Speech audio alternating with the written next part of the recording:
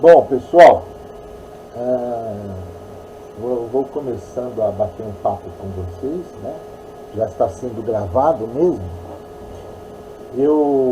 Hoje nós vamos ter um tema que é bem interessante e é exatamente transtorno obsessivo compulsivo. E eu resolvi fazer no modelo de debate, para não ficar uma pessoa só falando. Eu acho que é legal a gente ver diferenças, né, de possibilidades de utilização, fica mais dinâmico desta maneira. E é um tema de muito interesse, já que o transtorno obsessivo compulsivo é um dos transtornos de ansiedade que, além dele estar muito presente no nosso consultório, ele também envolve um pouco de refinamento no diagnóstico, como vocês vão ver, e inclusive o uso, né, geralmente, de medicação, como o Dr. Cabral vai falar no final, provavelmente. Tá? Então, nós vamos, hoje a gente vai fazer esse tipo de debate. Eu vou deixar que cada um fale inicialmente 15 minutos, entrando direto no assunto, né? O tema é como eu abordo, né? Então eu vou pedir para cada um falar como aborda, tá? E depois, cada um vai falar 15 minutos, aí depois, como a gente vai até 10 horas da noite, nós temos aberto aqui o nosso tempo, nós vamos poder depois debater, voltar, cada um vai ter possibilidade de falar mais alguma coisinha, a plateia vai poder, a plateia, né, os participantes vão poder se manifestar. Eu acho que o ideal é que eles façam perguntas pelo chat, para a gente não ficar muito atento, e eventualmente pode ser que eu chame um ou outro, né, para falar alguma coisinha, dar alguma opinião, né, específica sobre algum aspecto que foi discutido. Tá? Então nós vamos começar com a doutora Cristine. A doutora Cristine Abram, que é psicóloga, ela vai se apresentar brevemente, tá? Mas ela é psicóloga, ela é uma pessoa que eu tenho o maior carinho por ela, e ela tem, eu acho que o primeiro curso de especialização em hipnose e terapia cognitivo-comportamental no Brasil foi o dela, tá certo? No Rio de Janeiro. E ela é uma pessoa realmente que eu considero capaz e de uma importância bem grande dentro da hipnose, principalmente nesses temas que envolvem também a base das terapias cognitivo-comportamentais. Então eu vou passar para a Cristine. Cristine, você tem uns 15 minutos, mais ou menos, tá certo? Vamos procurar não passar muito tempo disso, para depois a gente ter tempo de debater e voltar, tá? Então eu vou passar para a Cristine, que ela pode complementar a apresentação dela e já entrar no tema, tá bom? Cristine, a plateia é sua. Boa noite, eu quero agradecer a oportunidade de estar aqui com vocês. É muito importante a sua iniciativa, né, Osmar? Sabe que é meu amigo há muito tempo, né? Ou eu sou a sua amiga há muitos anos, né? A gente já se conhece há muitos anos. E é muito bom participar dessa mesa aqui, com o meu grande amigo também, o mestre, né? Dr. João Jorge Cabral, que foi meu professor quando era novinha, né? A gente também já se conhece há mais de 30 anos.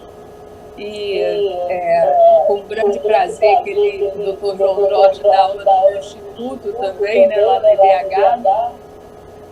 E ter a oportunidade de compartilhar, né, com o teu grupo, Osmar, que é um grupo muito grande, né, de hipnólogos, né?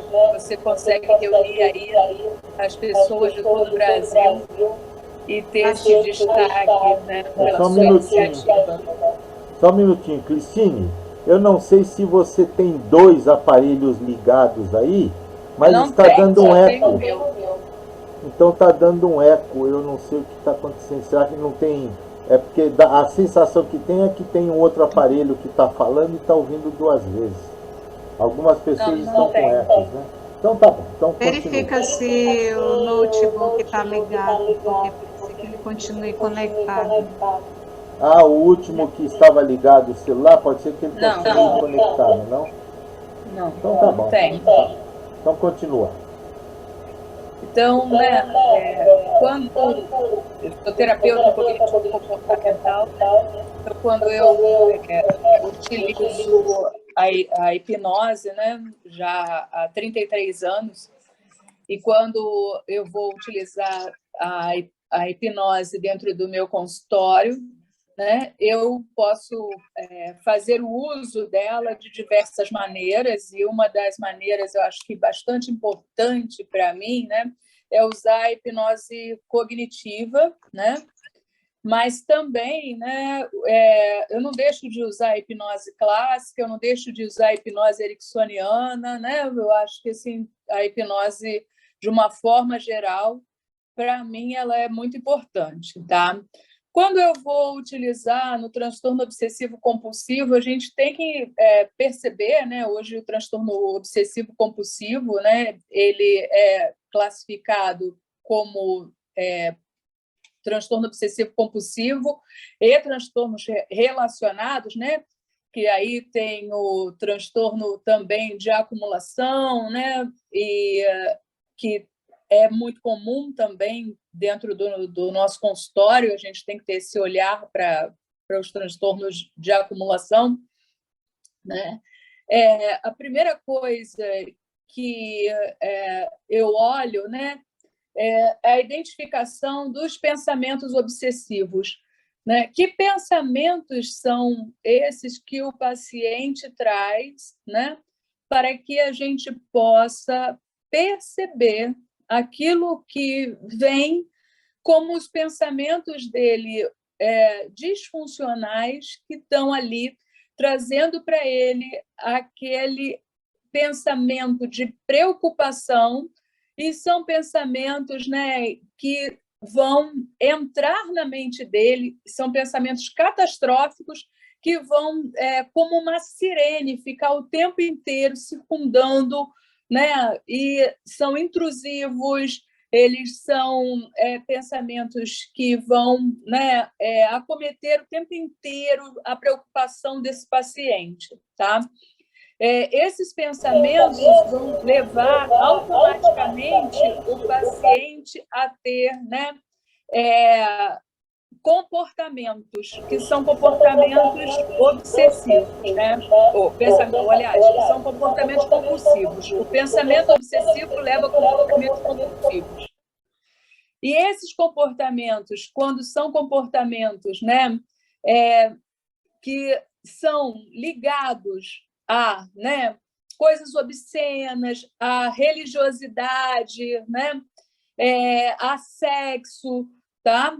Eles são geralmente, né, pensamentos que vão levar a uma sensação, uma emoção, né, de culpa, de pecado, né? E geralmente o que vai acontecer é que a gente tem que ter muito cuidado ao tratar. Por quê? Porque nós podemos usar técnicas para interrupção do pensamento, mas para esse tipo de pensamento que está ligado à sexualidade, obscenidade, que está ligado a, né, a deturpações, né? Nós não podemos interromper o pensamento, tá? Então, porque ele vem com mais força, ele vem cada vez mais, então nós não podemos trabalhar esse pensamento como uma forma de interrupção. Então, primeiro nós temos que identificar quais são os pensamentos realmente e quais são os comportamentos. Então, pensamentos obsessivos e os comportamentos compulsivos, para saber como é que nós vamos atuar, tá? Nós sempre também vamos, né, graduar numa escala, né, uma escala Likert, uma escala Sud, né, de 1 a 10, quanto é a força desse pensamento, tá? E nós podemos fazer com que essa pessoa, né, esse paciente, possa automaticamente, né, fazer uma substituição desse pensamento obsessivo por um pensamento mais, né, adequado, por um pensamento mais racional, por um pensamento que seja um pensamento mais realístico, né? Então, nós vamos fazer com que ele, à medida que ele traga esse pensamento obsessivo, né, que ele possa modificar esse pensamento. Então, eu faço esse trabalho utilizando, né, a hipnose. Né? Eu coloco ele dentro do transe hipnótico e ele vai modificar, né, o pensamento dele, que era um pensamento, né, ali obsessivo, por um pensamento que seja um pensamento que vá trazer para ele mais, né, tranquilidade, mais paz, mais conforto, ao invés de ser esse pensamento obsessivo, porque esse pensamento obsessivo, né, ele traz ansiedade, mas quando ele tem o comportamento compulsivo, ele traz o quê? Né? Ele vai fazer justamente trazer a diminuição do quê? Desse pensamento, né, que era um pensamento que trazia bastante desconforto, preocupação, pensamento catastrófico. Quando ele tem o comportamento, ele baixa a ansiedade, né, fazendo com que assim surja, né, esse paralelo, né, entre o pensamento e o comportamento, tá? Então nós vamos fazer justamente isso com o pensamento, né? Ele pode substituir aquele pensamento que ele tem por um pensamento mais tranquilizante, um pensamento mais calmo, um pensamento mais, né, que traga para ele uma sensação melhor. Mas eu também, né, utilizo bastante o que? A regressão de memória. Onde surgiu? Como surgiu? Qual origem foi que ele iniciou esses pensamentos, né? Então, muitas vezes, esse paciente, por exemplo, né, que tem o toque, vamos supor, de limpeza, né? Muitas vezes, esse toque iniciou, né, em relação, né, a situações onde vivenciou alguma situação que tem a ver com a sexualidade. Então, né, às vezes, viu, né, o pai, a mãe ter uma relação sexual, né, e aí começou a ter, né, um toque de limpeza em função disso. Tá? Às vezes foi, né, abusado sexualmente e a partir daí começou a ter, né, um toque de limpeza, né, a partir disso. Então, nós também podemos utilizar, e eu gosto muito de utilizar, a regressão de memória. Na regressão de memória, nós vamos voltar na origem do problema. E qual é a origem deste problema? Qual é a origem desse transtorno obsessivo compulsivo? Por que aquele meu paciente, né, acredita que se ele, né, ele pensa, minha mãe vai morrer, ou eu vou morrer, eu vou ser atropelado, né, eu vou, se minha mãe está demorando é porque, né, ela pode ter sido assaltada. Então, assim, né, aqueles pensamentos catastróficos, se ele pensa isso e automaticamente, né, ele precisa, para se sentir mais tranquilo, né, ter um comportamento, né, de repente ir para o banheiro tomar banho e relaxar, né, e tomar, né, se lavar muitas vezes, né, eu estou me sentindo contaminado, né, quando eu passo perto do caminhão do lixo, né, o que acontece é que muitas vezes a origem desses problemas eles podem vir, né, de algo que aconteceu com a pessoa e aí a gente vai buscar essas origens, né? às vezes um transtorno obsessivo compulsivo, né? Onde a pessoa tem o comportamento que ela pode ter, né? Por algo que ela perceba, né? Onde há uma limitação, né? Desse tempo que ela tem, né? Porque ela gasta muito e muito tempo fazendo o comportamento compulsivo, né? Quando a gente volta na origem daquele pensamento que originou, qual foi a causa, né? Onde ela vivenciou uma situação ou algumas situações que levaram ela a ter esse padrão, né, de pensamento, né, ou, né, vamos colocar assim, onde ela criou as crenças dela, né, para que ela pudesse ter esses pensamentos, né, obsessivos, e aí sim, a partir daí, ela ter comportamentos compulsivos, nós vamos achar, né, a origem do problema. E achando essa origem do problema, nós vamos poder ressignificar aquilo que ela teve uma leitura naquele momento como algo que foi algo para ela, né? Algo que ela percebeu, leu, entendeu como algo que era algo para ela ameaçador, né? Algo para ela que ela não conseguiu, né?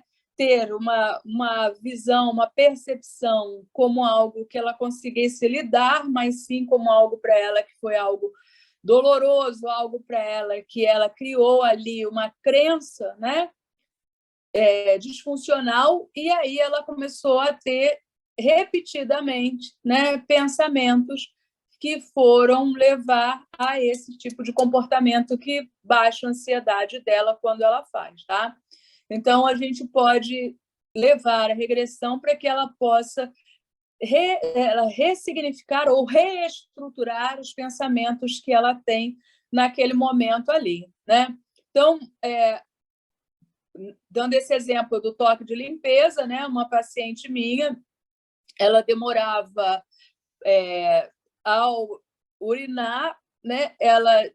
Ela fracionava, né? A pelve dela em 10 partes e ela demorava limpando cada parte com o chuveirinho, né? 5 minutos, tá? Em cada parte, contado no relógio, né?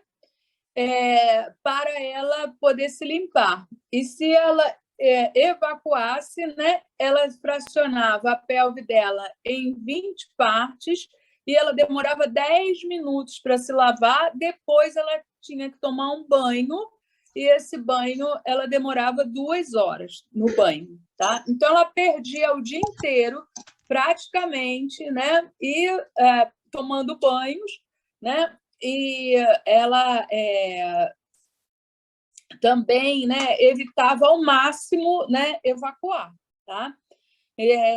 Para ela, né, quando nós fomos fazer a regressão de memória, né, ela viu, né, a situação onde ela vê o padrasto dela, né, com a mãe dela dentro do quarto, né, fazendo sexo.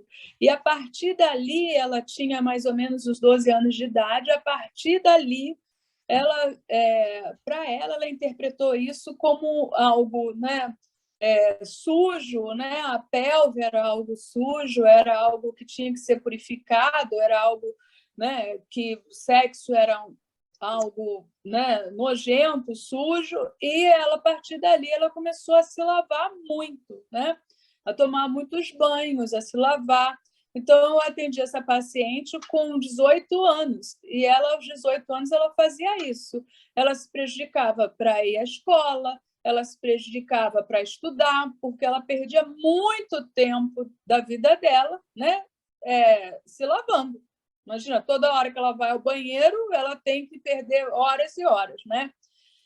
Os banhos dela também eram banhos extremamente demorados, né?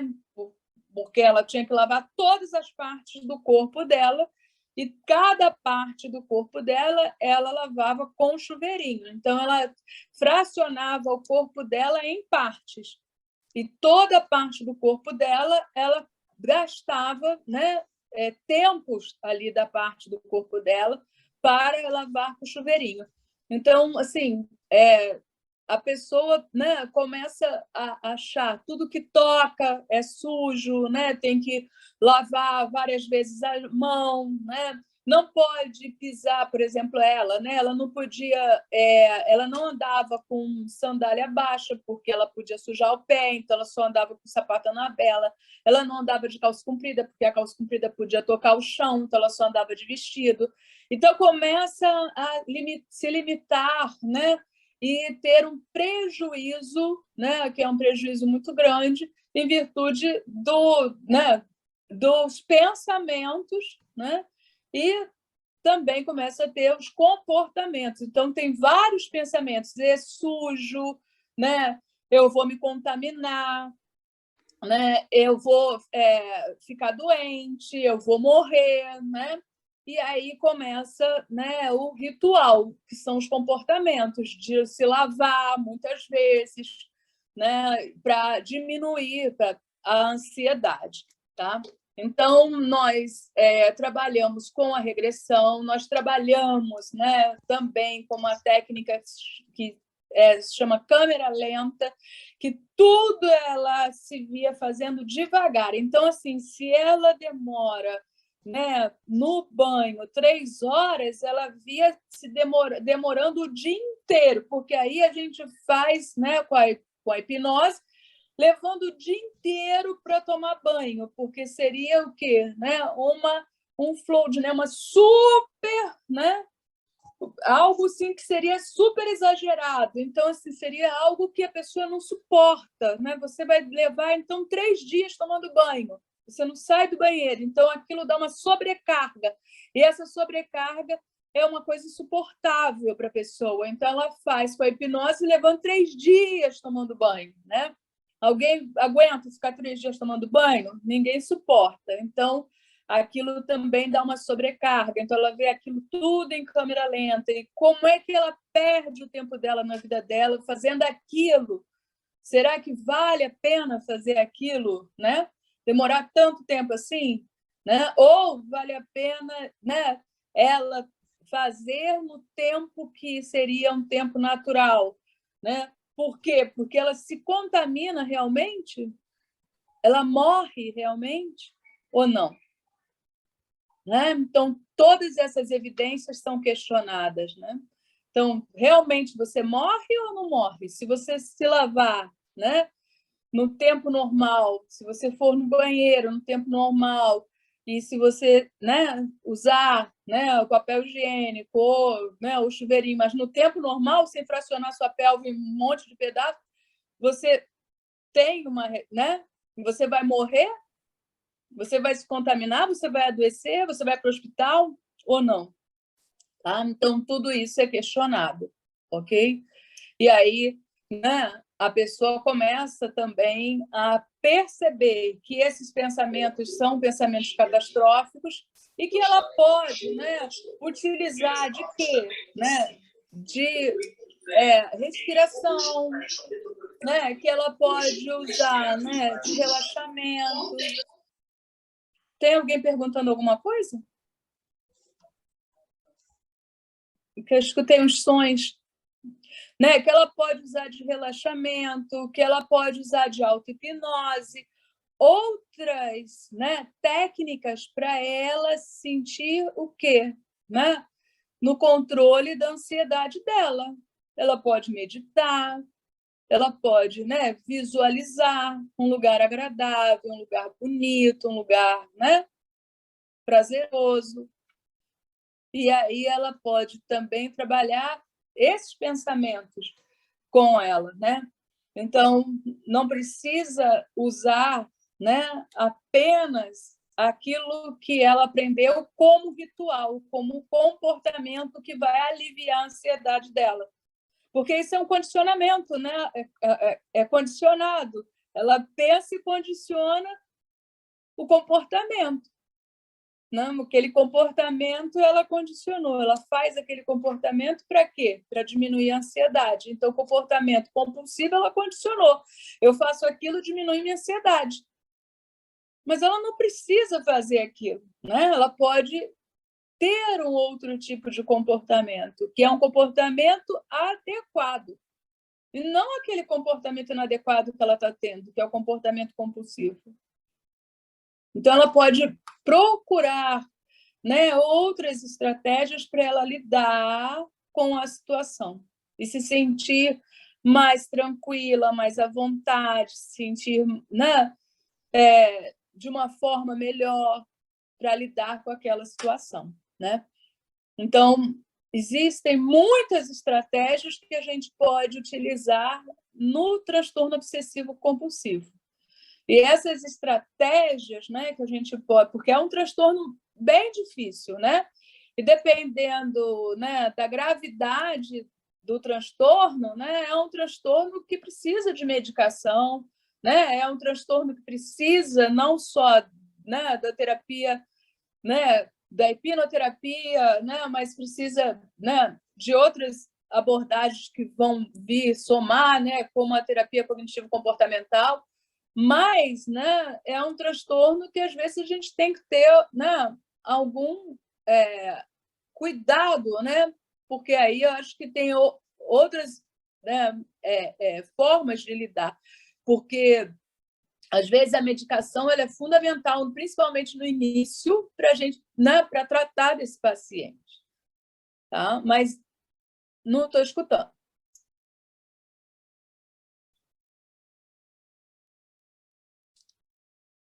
Eu não escuto.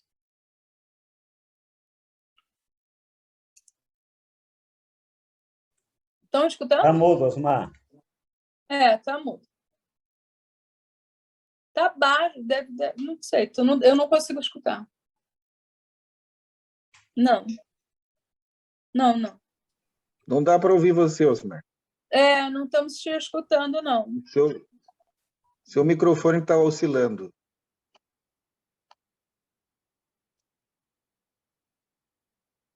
Está me ouvindo agora? Agora sim. Agora sim. Tá. Então é o seguinte, não, Cristine, aqui é mais ou menos 15 minutos para cada um, para a gente dar tempo de todo mundo falar e depois debater. É só isso, finalizando. Você já finalizou, né? Eu estou olhando aqui no relógio, acho que eu passei dos 15 minutos, mas não sei. Passou uns 20, passou 20. Não, mas passou 20 anos. Não, mas tudo bem, fica tranquilo. Depois você volta, fica tranquilo. Nós vamos agora, só para dar tempo para todo mundo poder falar com calma, nós vamos passar a palavra agora para o Dr. Fernando Costa, que é psicólogo lá de Recife. Ele é uma pessoa que a gente tem a maior consideração, tem estado presente nos nossos eventos, nos nossos congressos. É uma pessoa que frequenta o nosso grupo de estudo sempre quando é possível, né, Fernando? Que ele dá muita aula à noite. Mas então, a nossa dinâmica tem sido assim, Fernando. A gente dá uns 15, no máximo uns 20 minutos para cada um falar, para depois a gente ter tempo de abrir e fazer algumas considerações entre vocês também e entre o público que está nos ouvindo, tá bom? Então eu vou passar direto para você, para a gente não perder muito tempo. Você pode ativar seu som e pode começar a sua apresentação, indo mais ou menos direto ao tema, que é como eu abordo, tá? Faz uma apresentação rápida antes. Boa noite a todos, obrigado, Osmar, pelo convite. Eu acabei de vir de outra palestra, vim correndo, parecia um louco no caminho para chegar em tempo. Desculpa o atraso. Bom, vamos direto ao assunto, né? Eu sempre tive muitos pacientes com transtorno de ansiedade, mas toque não foi, vamos dizer assim, a grande quantidade, né? Eu acho que eu tive uns 4 ou 5 pacientes com toque, e quando eu comecei a me debruçar para trabalhar com eles, usando a hipnose, claro, eu percebi que aliviava os sintomas, até porque eu usava com a hipnose muitas técnicas cognitivo-comportamental, e eu percebi que havia alívios, mas com o tempo, alguns sintomas voltavam, e aquilo me deixava intrigado. E comecei, foi quando, coincidiu na época que eu despertei para estudar o cérebro humano, e conheci no sentido, vamos dizer assim, acadêmico, né? Dr. Jeffrey Schwartz, que ele é psiquiatra e foi presidente da da Organização Mundial de Psiquiatria. Ele começou a estudar muito a questão da neuroplasticidade e o tratamento com toque, né? E Jeffrey Schwartz, ele dizia o seguinte, que existem três grandes partes no nosso cérebro envolvido nesse toque, né? Um deles é o córtex orbitofrontal, o outro é o giro cingulado e o núcleo caudado. O que ele nos traz é bem interessante esse estudo, porque ele diz que o córtex orbitofrontal, né, que muitas vezes é responsável, que ele tem ligação, né, ele está conectado com o nosso sistema límbico e também a nossa amígdala cerebral, que aí é onde desperta, né, toda essa questão da ansiedade, né, que está ligado ao nosso controle dos impulsos, né, nossos comportamentos que realizamos, a consciência daquilo que realizamos. Ele sinaliza, ele começa a receber informação de que algo está errado ou vai acontecer algo errado. Então, ele começa a mandar esses sinais para o giro cingulado, né, que também tem um grande envolvimento com a amígdala, né? Então, o córtex orbitofrontal, ele inicia a indução da sensação do erro. Então, o sujeito ele começa a ter a sensação de que algo está errado nele, que ele precisa, por exemplo, eu estava, na ocasião, eu estava acompanhando um sujeito, um indivíduo, que ele tinha o toque de arrumar as coisas. Para ele, as coisas tinham que estar calculado milimetricamente, afastado um do outro, não poderia ter um desvio, não podia estar em desordem. Então, ele tinha essa mania. Às vezes, ele chegava no consultório e os primeiros minutos da consulta era ele ajeitando alguns objetos que tinham na prateleira, tal, ele ficava ajeitando milimetricamente aquilo ali.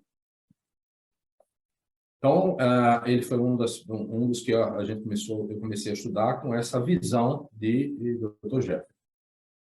Então, ele diz o seguinte, que havia essa sensação do erro, né? Essa sensação de que alguma coisa está errada, que precisa ser consertada, gerava-se, né, esse sinal enviado para o giro cingulado, né, que alerta que alguma coisa ruim pode acontecer a partir daquele erro, a não ser que ele corrija aquele erro, que traz aquele alívio, né, vamos dizer assim, momentâneo, porque logo depois ele volta a sofrer, né, pela aquela obsessão. Então, o giro cingulado provoca, como ele tem ligação direta com a amígdala cerebral, provoca aquela ansiedade severa, né? Aquelas sensações físicas do medo, né? Aquele medo exacerbado de que algo ruim vai acontecer. E aí ele passa a não ter mais aquele controle racional das situações. Então, essa informação, ela segue para o núcleo caudado, que ali ele trava.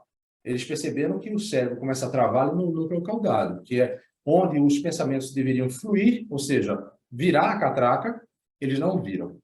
E aí, na hora que não vira a catraca, é interessante a gente visualizar isso, é como se chegasse ali aquela multidão de informação, viesse de sensação e travasse no núcleo caudado, como se fosse um portão que não abre.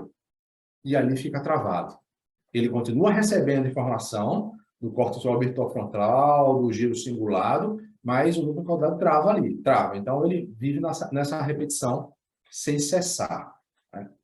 E aí, para a gente trabalhar isso aí, eu comecei a entender que a hipnose me ajudou, né? Só que ela não trazia um resultado, vamos dizer assim, duradouro. Existia alguma coisa que estava faltando naquele quebra-cabeça. E eu comecei a trabalhar com ele a nível de, primeiro, quebrar alguns padrões. Então, eu introduzia como exercícios diários para ele a quebra de padrão, né? Essa quebra de padrão faz com que o corpo amidaloide ele se flexibilize a ponto de não reagir tão intensamente como normalmente reage com alguém com transtorno de ansiedade. Então, os primeiros 15, né, as primeiras três semanas, a gente trabalhou excessivamente nessa quebra de padrão. E era algo que ele praticava como disciplina, aquilo ali, porque ele queria se ver livre daquele sofrimento, ele tem consciência daquele sofrimento. E ele foi percebendo que só com esses exercícios de quebra de padrão, a gente tem um roteirozinho de exercícios, ele começou a perceber que o pensamento vinha, a compulsão em realizar aquilo vinha, mas vinha mais ameno, não era tão forte. Mas isso era só o início, os primeiros passos para a gente trabalhar. E aí, eu pegando o gancho na ideologia do Dr. Jefferson Arts, eu começava a tratar com ele a questão do toque, desvinculando a preocupação dele do conteúdo da obsessão, né? Para que ele tivesse a certeza de que aqueles objetos milimetricamente colocados ou distanciados de forma descontínua, assimétrica, isso era apenas uma resposta dos pensamentos ansiosos e não algo que de fato ia acontecer. Então, a gente começou a reconstruir esse distanciamento do conteúdo do toque. Até então, eu não usei hipnose. Isso aí eram exercícios que a gente ia passando. Então, quando ele começou a perceber, a entender que o que ele tinha, o problema dele não era a distância, a organização dos objetos, mas sim era uma resposta do toque. Ele começou a se distanciar da preocupação do conteúdo, para se perceber no toque. E aí a gente entrou numa terceira etapa, que era mudar o foco. Mudar o foco para algo que trouxesse muito prazer a ele. Então, a gente classificava, enumerava lá as atividades que traziam prazer, muito prazer a ele. E a gente começou a fazer com que ele substituísse os pensamentos, muitas vezes recorrentes, por atividades que ele precisasse focar, mas que trouxesse prazer. Então, ele começou a fazer isso, e isso foi criando novos circuitos neurais, ainda fragilizados, ainda muito frágeis, mas ele começou a criar novos padrões, novos circuitos neurais. E aí é quando entra a quarta etapa do processo, que é o IRM, que é aquela técnica que eu já apresentei, inclusive, aqui. Que a gente começa a fazer essas mudanças neurais, fortalecendo essas mudanças, né? Criando aquele esquema do uso-desuso, uso que é bom e desuso que é ruim, né? Então, ele vai desensibilizando aquilo que antes agredia para um novo que traz prazer. E aí, o fenômeno toque começou a diminuir, chegar a um ponto dele se sentir livre daquilo. Mas ele ainda dizia assim, olha, alguns pensamentos, não eram todos, alguns pensamentos ainda vêm, mas eu não passo para a ação, eu não passo para o comportamento, né? Eu não tenho as ações. O pensamento vem, eu já estou condicionado a desviar, então ele vai fazer uma coisa que gosta, ele vai comer, às vezes ele está assim, vem um pensamento, ele vai comer um chocolate, aí ele vai dar uma caminhada, porque ele gosta de caminhar. Então, coisas que traz a ele prazer, liberando dopamina e serotonina. Então, isso vai já auxiliando nessa nova memória e fortalecendo essas novas redes neurais. Claro que isso não é um acompanhamento rápido, isso é um processo lento que, em resumo, o que a gente faz? A gente começa a quebrar padrões para criar novos circuitos neurais. E são esses novos circuitos neurais, quando fortalecidos, a hipnose ali com ele se torna perene, né? Se torna forte, se torna o novo caminho dali para frente. A experiência que eu tinha tido era, a gente não trabalhava esses esses circuitos neurais, a gente não quebrava os padrões anteriores, né? E introduzia a hipnose. Dava um alívio, mas aquilo muitas vezes retrocedia. Então, a diferença foi exatamente essa, que é hoje, como eu trabalho, não só com toque, mas trabalho com outras demandas. Primeiro, nós quebramos padrões, nós criamos novas condições neurais, novas redes neurais, novas comunicações, para ali, com aquelas comunicações, trabalhar com a hipnose e fortalecer aquilo que é novo, que ainda é frágil, mas que aí, com a hipnose, a gente vai fortalecendo aquilo ali. Como o cérebro da gente não sabe distinguir real e imaginário, o trabalho com as imagens faz fortalecer as redes neurais, que para o cérebro aquilo está acontecendo na hora. E o quadro de toque ele foi, de fato, diminuindo.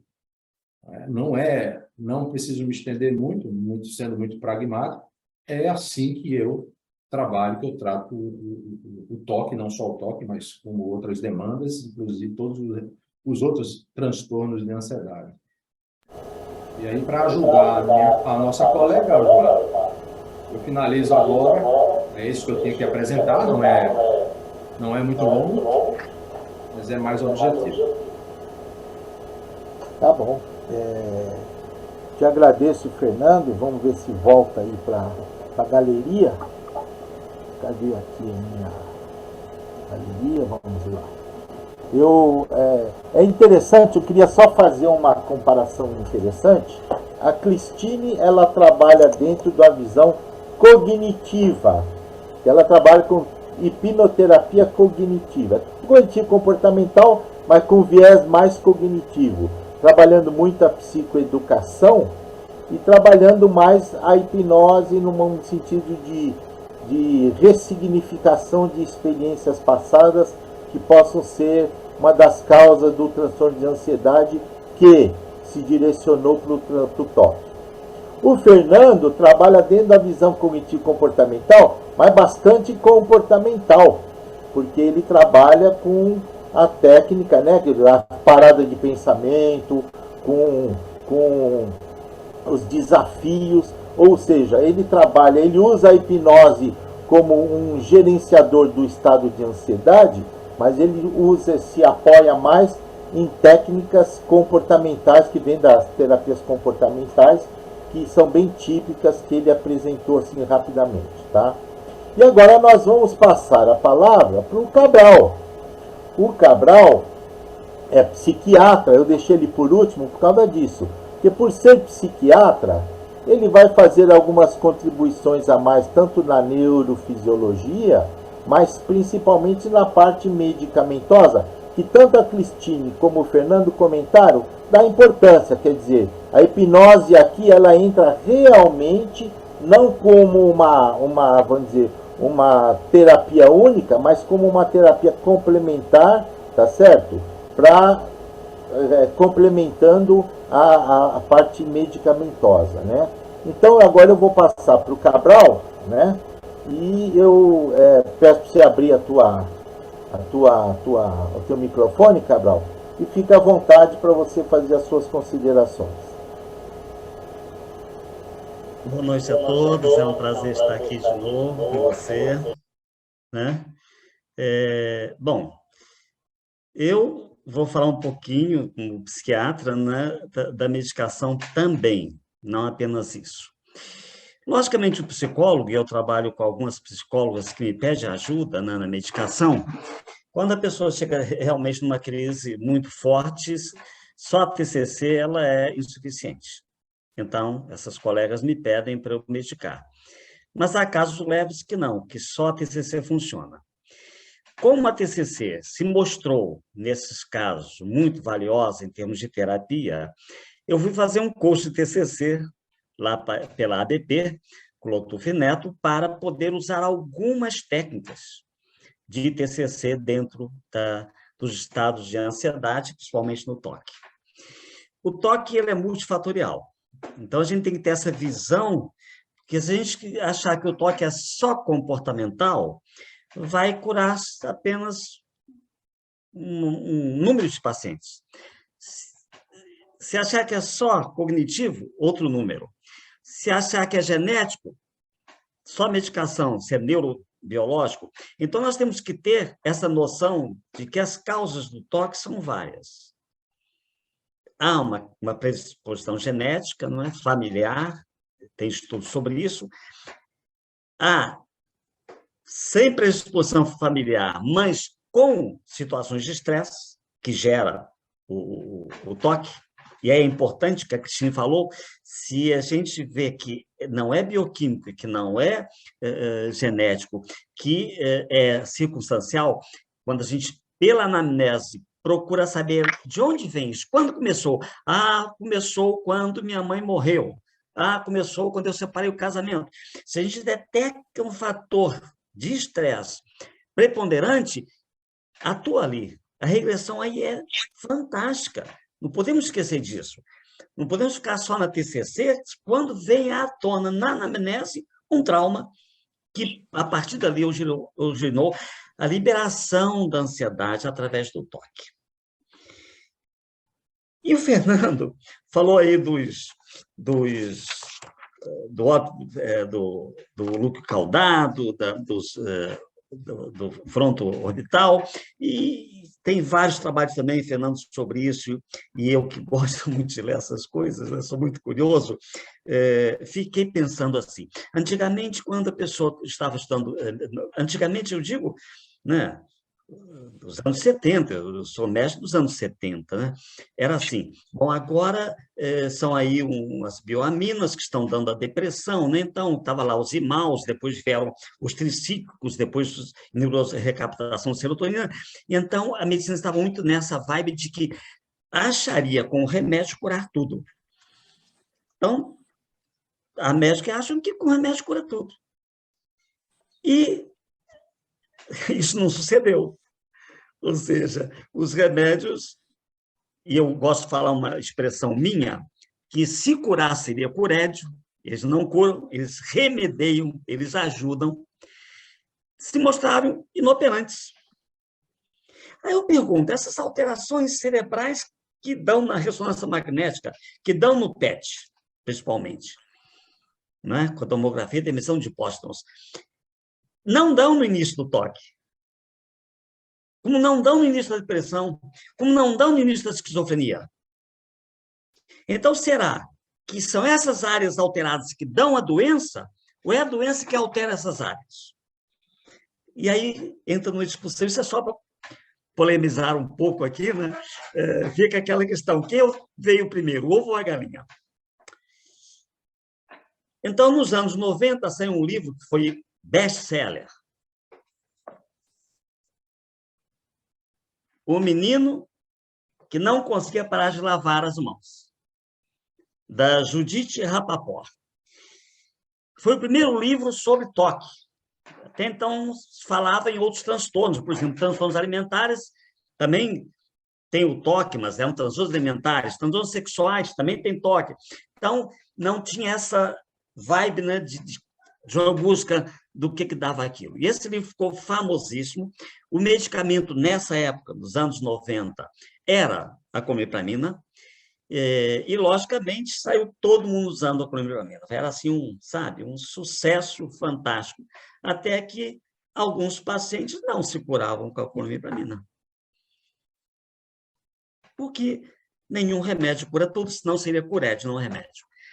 E então então esse medicamento, que era a primeira linha, que eu usei, porque eu sou dessa época, eu sou dos anos 70, tornou-se não ineficaz, mas vieram outros melhores. Nessa linha vieram os inibidores de recaptação de serotonina como melhores do que a clomipramina. Então, ela ficou como segunda opção. E, atualmente, em alguns casos graves, nem os inibidores resolvem. Em alguns casos graves, nós temos que entrar também com os antipsicóticos atípicos.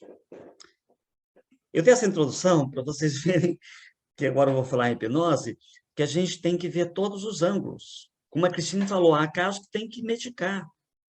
Então, nos casos leves, tudo bem, você pode fazer TCC, pode fazer hipnose, mas se o caso for grave, você não vai deixar a pessoa sofrendo porque eu quero fazer hipnose pura. Então, eu faço hipnose, eu faço TCC e eu faço medicamento. Porque eu posso, né? Me é permitido pelo meu CRM. Então, eu uso essas 3 fases. Vou, então, contar como a Cristine fez alguns casos, como o Fernando contou um caso, vou contar aqui rapidamente. Osmar, quando der o tempo, me fala, tá? Se der tempo de contar um, eu conto, se der tempo de contar 2 ou 3. Vamos ver para o primeiro caso. Eu fui obstetra, não sei se vocês sabem, 15 anos da minha vida, então eu fiz muito parto. E o Osmar, que também é obstetra, sabe disso. Eu tive existe a psicose puerperal, todo mundo conhece, é de lei. No entanto, eu tive uma paciente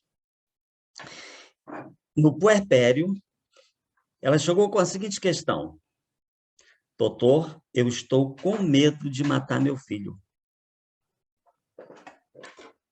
Olha só, eu não quero, mas vem aquele pensamento. E eu já escondi facas, já escondi isso, escondi tudo. Então, você não vai chegar para uma paciente dessa e falar assim, agora eu vou fazer uma hipnose para você não matar seu filho. Não dá tempo, gente.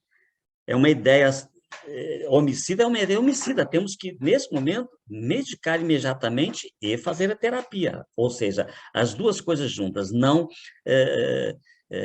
ficar esperando que a coisa aconteça. Então, nós entramos com medicação e entramos com terapia.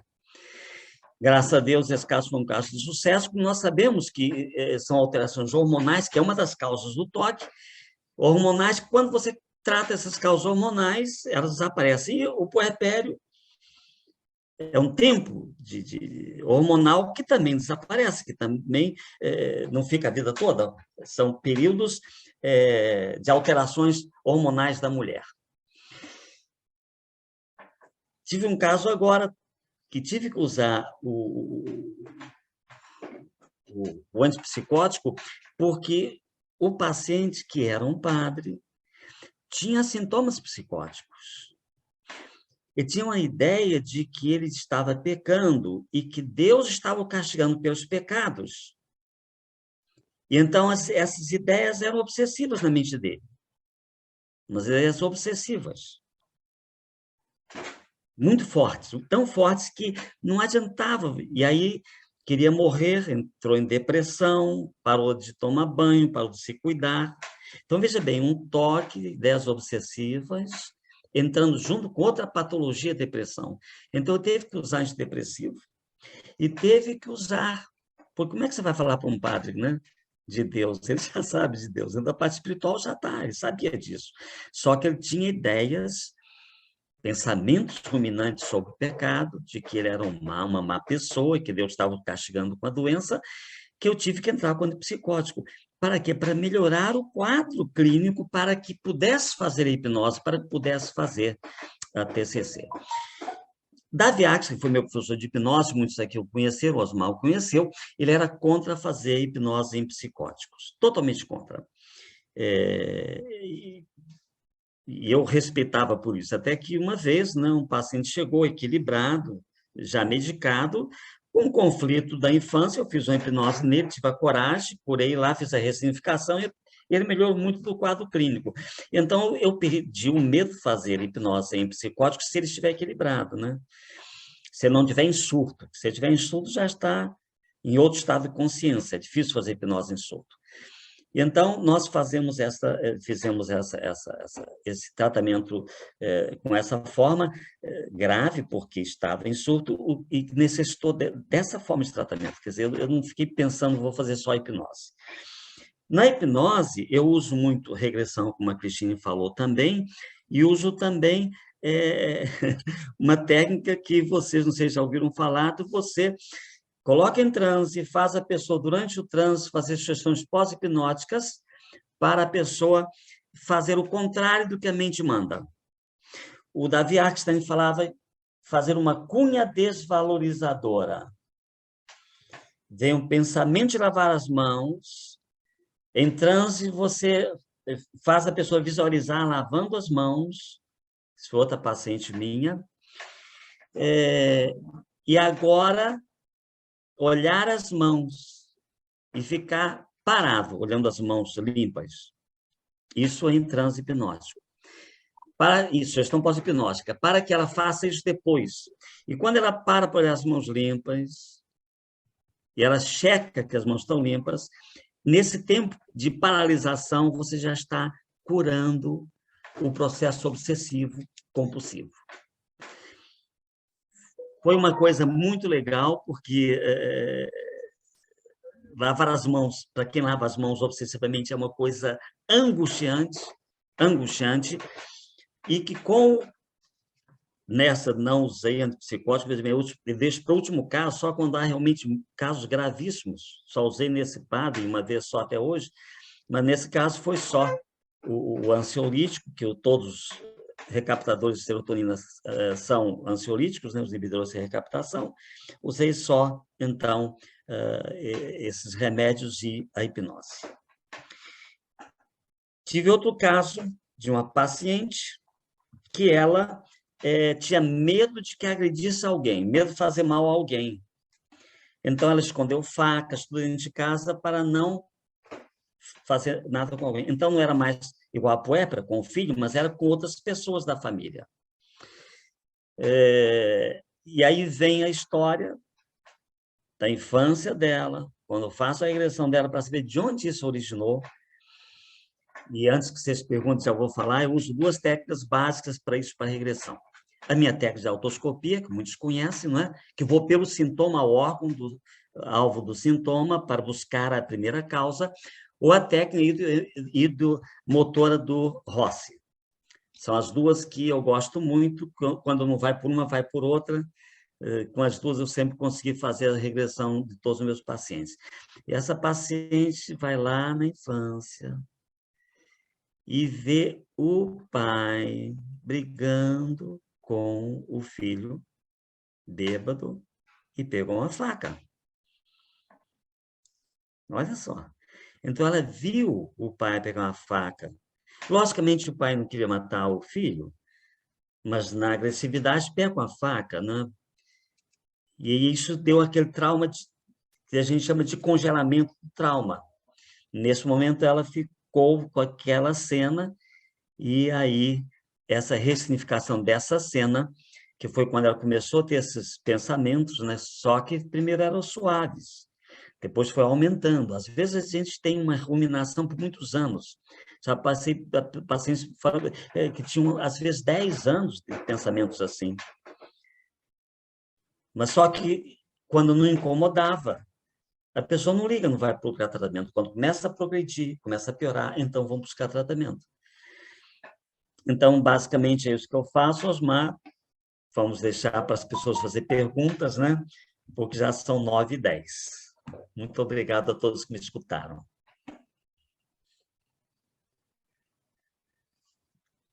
Vá aqui.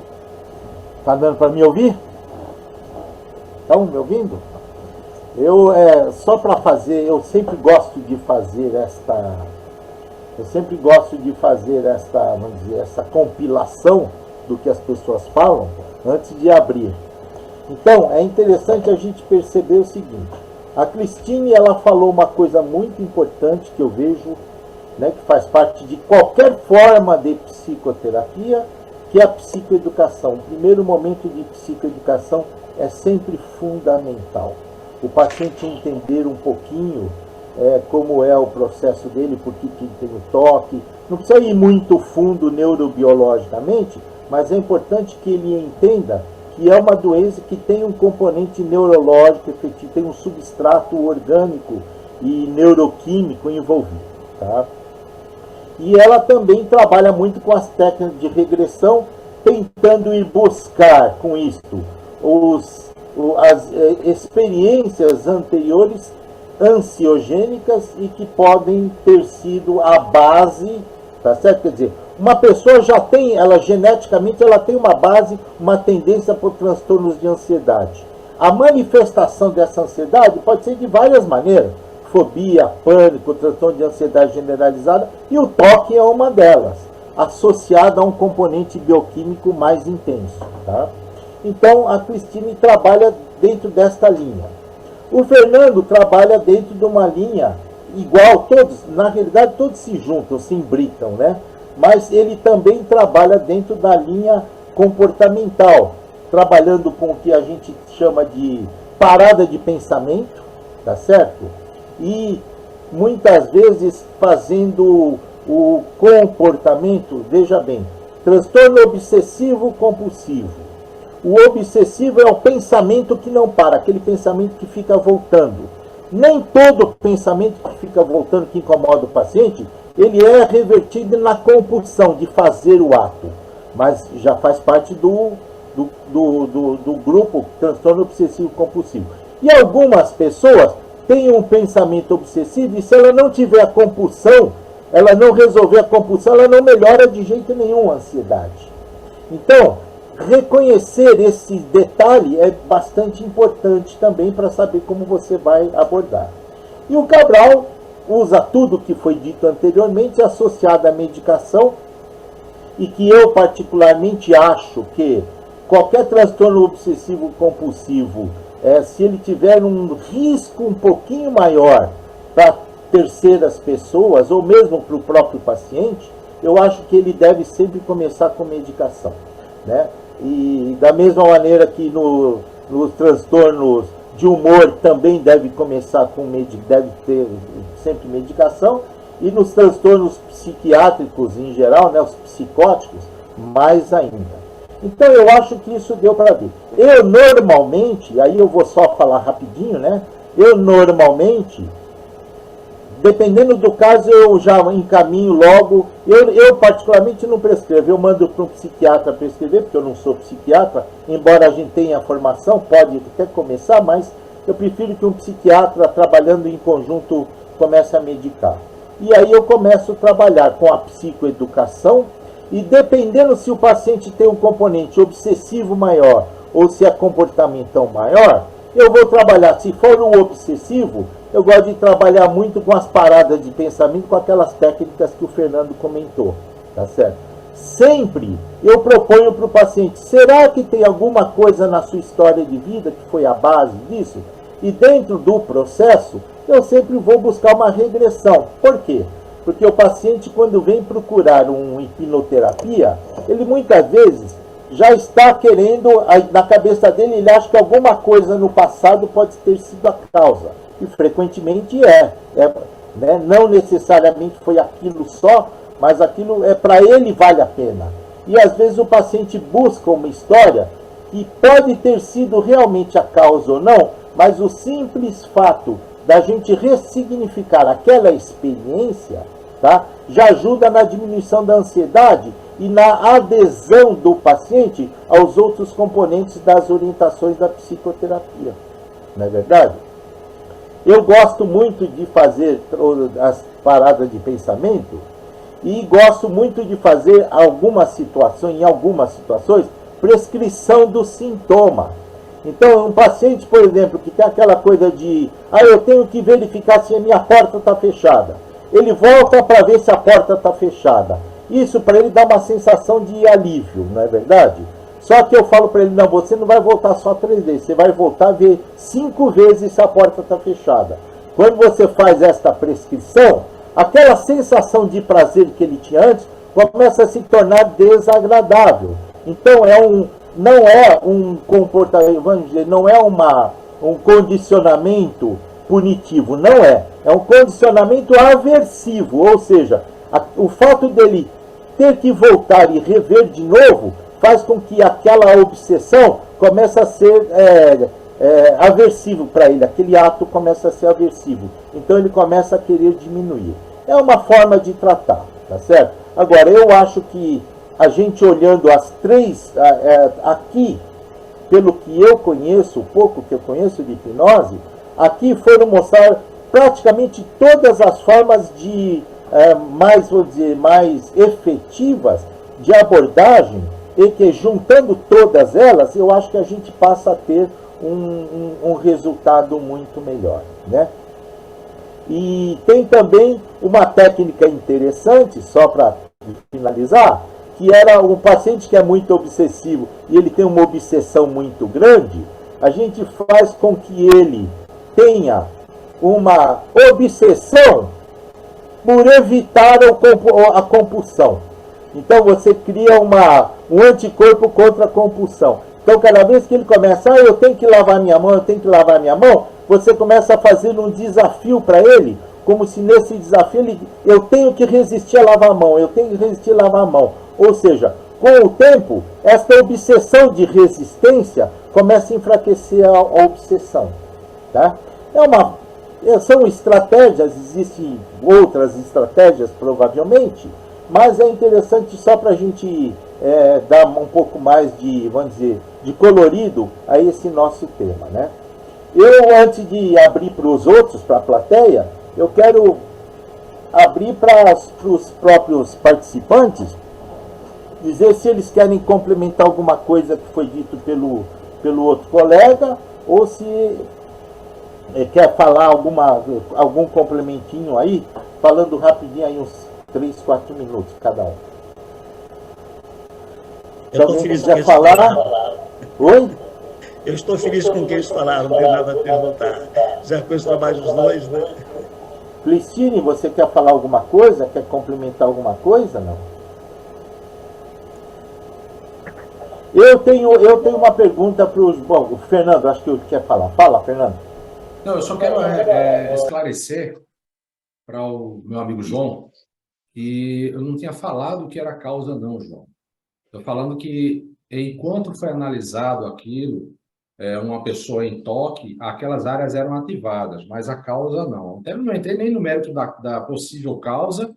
Primeiro que a gente não sabe identificar uma causa de um toque, né? A gente tem que investigar, né? E segundo que o Osmar foi tão objetivo em dizer, não, já comece tratando, e eu já fui direto para a causa, para o trato, né?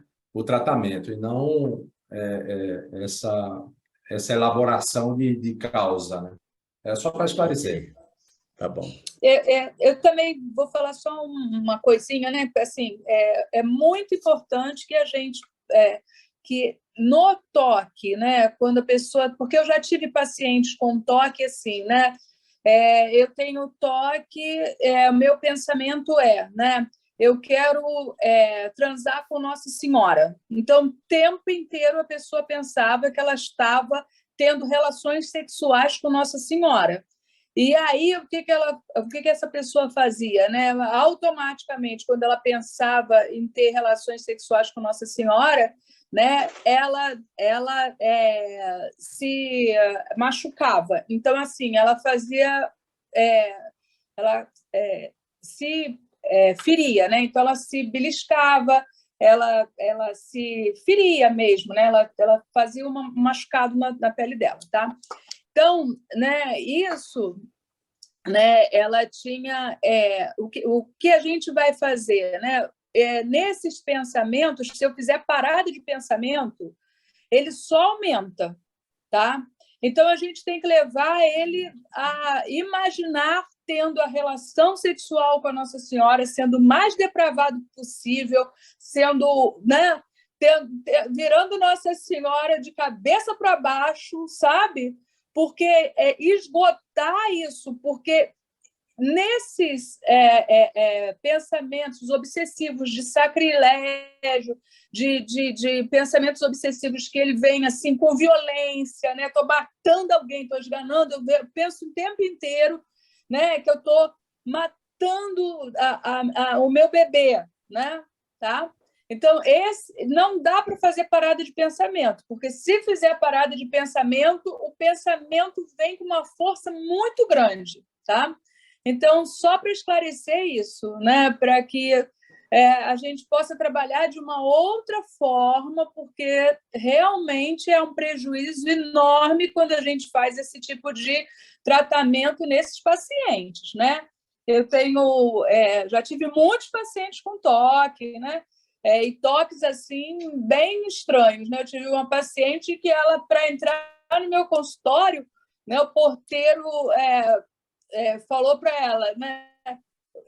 Chegou ao ponto de falar para ela, né? Você vai entrar, você você não vai entrar? Você está doida? Por quê? Porque ela ficava... Para entrar na porta, ela entrava e saía, isso na portaria do prédio, porque ela só entrava quando ela tinha um bom pensamento. Depois ela ficava no elevador, entrava e saía, entrava e saía, entrava e saía. Para entrar, ela tinha que ter um bom pensamento. Aí ficava na porta do meu consultório. Aí depois na porta, né, da minha sala, da minha sala mesmo, do meu atendimento. Então, assim, um dia ele chegou para ela e falou: você está doida? Porque, assim, você não entra, né? E que é isso? Você está prendendo o elevador, né?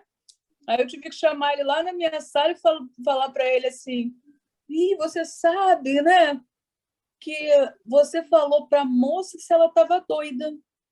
Mas você sabe que eu já reparei que você também tem umas maluquices? Então, para de dizer para os outros que os outros é doido quem vem aqui, porque você tem umas maluquices que eu já vi aí, né?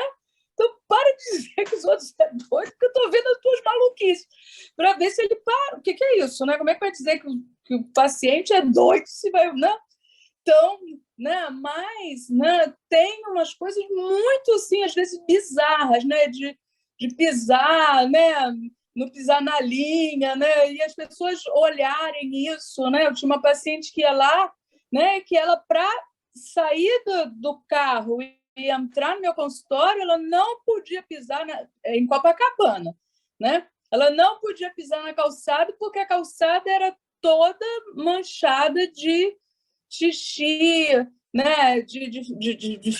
Sei lá, era manchada. Ela falava que era de xixi e de fezes de cachorro. Claro que não tem xixi nem fezes de cachorro, mas na cabeça dela, não é que ela via, não é nada disso, né? Mas ela achava que já tinha feito ali, o cachorro já fez, o cachorro estava sujo. Então, para ela atravessar uma coisa que é bem pequena, ela tinha que olhar e demorava muito tempo. Então, tem umas coisas bem, bem difíceis e, às vezes, é bem perceptível, né? E essa questão assim, de lavar a mão, às vezes o paciente chega com as mãos todas machucadas, né? Porque tirou toda a proteção da pele, né? Vai chegar lá com a mão ferida. Então, é bem difícil, né, gente? Vamos ver que não é só um sofrimento psíquico, não, né? Tá Pode ir certo. além disso. Eu tinha uma pergunta para fazer para o Cabral, mas eu vou dar uma palavra primeiro para o Sérgio Henrique Faria, que ele levantou a mão querendo falar alguma coisinha, e eu vou deixar ele falar. O Sérgio é mais da linha da PNL, e eu acredito que talvez tenha alguma coisa interessante para acrescentar a esse nosso debate. Depois eu vou perguntar para o Cabral, quando ele faz autoscopia, dentro da autoscopia, qual é o órgão que ele vai acariciar quando ele está lidando com pacientes com toque? Mas aí depois ele me responde, né? Eu quero que o Sérgio fale. Sérgio, pode falar alguma coisa? Eu me lembrei de um caso interessante de um rapaz que ele tirar o volume, que ele foi lá no consultório. Ele era um jovem homossexual. Ele já fazia tratamento com psiquiatra há bastante tempo e com psicólogo também. O problema dele eram pensamentos obsessivos de psicopatia. Ele queria matar todo mundo. Qualquer pessoa que ele conversasse, ele já se imaginava como que eu poderia matar essa pessoa agora. Nossa, seria assim, um assado, seria muito fácil. Isso atormentava tanto ele que ele teve que sair de casa, porque ele tinha medo de matar a mãe dele. Então, ele morava sozinho, ele não conseguia arrumar um namorado, uma companhia, porque ele tinha medo de matar o cara em casa. Ele ia para assim, barzinhos, e ele ia no banheiro, ele via alguém no banheiro e falava assim: puxa, podia matar essa pessoa facilmente aqui. Então, ele era atormentado por isso, ele tinha uma grande doença. Será que eu sou um psicopata? E aí, o que eu fiz? Então, eu usei um pouquinho, como o Osmar falou, eu trabalho também com a PNL. Na PNL, eu procurei usar a técnica de submodalidades, para quem conhece. Então, quando ele tem as imagens, os pensamentos ruins, a gente trabalhar na cor, deixar aquilo desbotado, deixar aquela imagem distorcida, tirar o impacto que aquela imagem tem. Então, aquilo incomodava um pouco menos ele.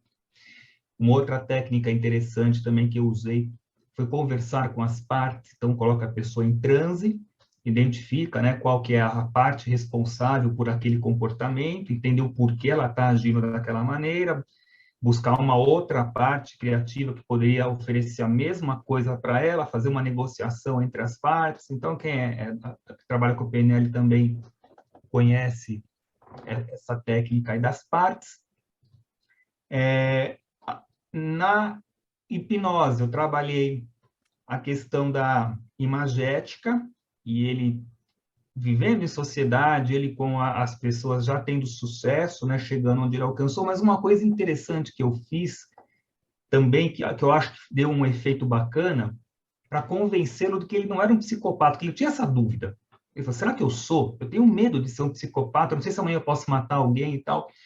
E aí eu contei para ele aquela questão do id, do ego, do superego. Então eu falei assim, ó, todas as pessoas têm um lado dentro delas que tem vontade. Se a gente, o id, que é a nossa parte mais assim, animal, irracional, a pessoa tem vontade de ver a mulher bonita, ele quer agarrar, ver uma coisa na loja, ele quer pegar, mas o ego, o super-ego equilibra. Então eu contei para ele, né? Eu falei, se você fosse um psicopata, você já teria feito essas coisas. Claro, a gente sabe que a psicopatia não é só uma questão de id, de ego, tem a questão das conexões do córtex do frontal, ventromedial com a amígdala, principalmente, outras coisas mais. Mas essa questãozinha só de eu conversar, de ele entender que todo mundo tem impulsos, mas se ele tem uma parte dele que controla isso por todos esses anos, ele nunca...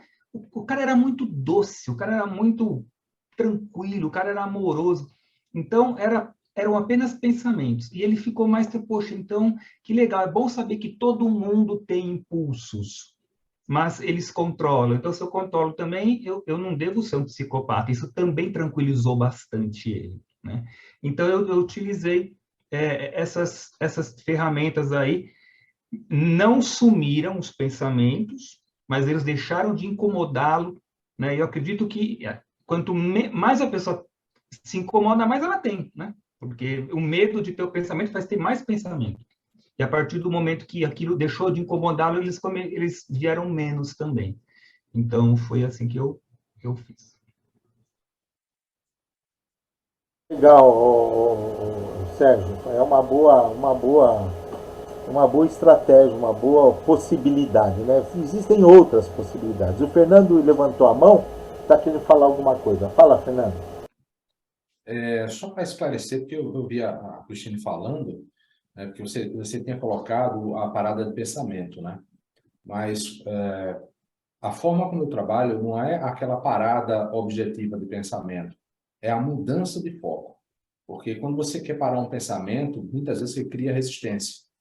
Então, eu mudo o foco para algo que traz prazer. E isso aí faz com que ele não crie a resistência e não querer enquadrar naquilo, né? Não é algo que estou substituindo, é algo que eu estou desviando. É o caminho que eu desvio. Era só isso para a gente não deixar as coisas assim sem um esclarecimento. É só isso.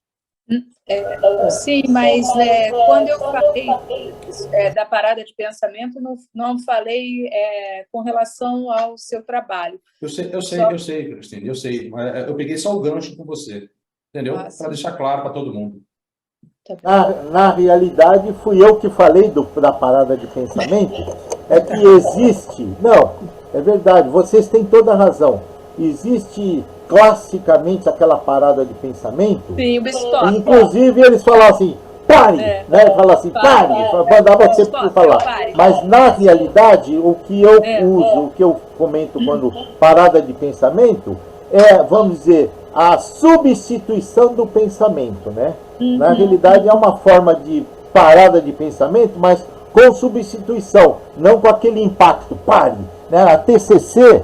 Na terapia cognitivo-comportamental, eles falam, pare, é assim, né? Tá inclusive no livro que eu vi, é assim, mas não é essa, é realmente como vocês fazem, a substituição, é uma parada suave, vamos dizer, uma parada substituindo alguma coisa mais agradável, né? Era isso aí. Freio para desviar. Exatamente. O próprio paciente, ele quer parar. Ele fala, eu não suporto. Imagina um paciente pensar que ele está tendo uma relação sexual com a Nossa Senhora. Imagina um paciente pensar, né, que ele está, né, sufocando a própria bebezinha, filha, com a mamadeira, ou né, deixando o próprio bebê cair no chão e quebrando, né, e quebrando a cabeça, né, vamos supor, né? Então, assim, o próprio paciente, ele quer parar esse pensamento, e ele chega para você e ele fala isso, né? Eu quero parar, né? Então, como o paciente do Sérgio mesmo falou, olha, eu quero matar todo mundo. O intuito dele é parar o pensamento, mas se ele dá essa parada no pensamento, o que acontece é que o pensamento vem com mais força. E dentro da TCC, né, tem essa técnica, né? Pare, né? Então, é uma técnica que a gente não usa para esse tipo de pensamento obsessivo-compulsivo, tá? Eu queria falar...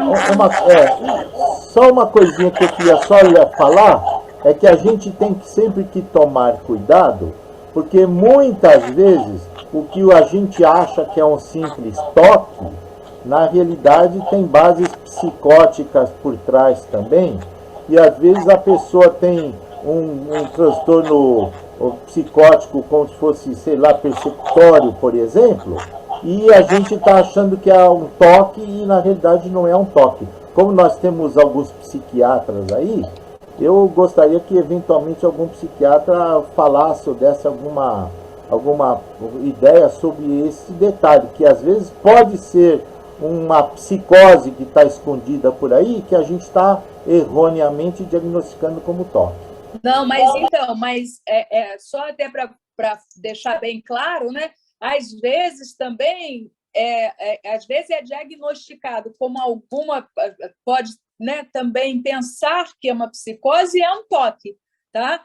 Então, assim, quando eu estou falando de toque, eu estou falando de toque mesmo, porque eu entendo ter uma filha psiquiatra, né? E muito antes de ter uma filha psiquiatra, né? Eu entendo muito bem porque eu dou aula sobre, né, isso, né? Eu dou aula há muitos anos sobre psicopatologias, né? Então, eu entendo muito bem, né? Dou aula, inclusive, em pós-graduação. Então, quando eu estou falando desse tipo de toque, é porque eu tenho, né, a certeza sobre o que eu estou falando, né? Então, assim, não estou falando em nenhum momento sobre nenhum delírio, nenhuma alucinação, não, né? Não estou falando sobre isso. Eu estou falando sobre o toque, né? Que também existe em toque, não só esse toque por contagem, não só o toque de limpeza, mas que também existe toques que têm essa forma, né? E acho que os psiquiatras podem também falar sobre isso, né?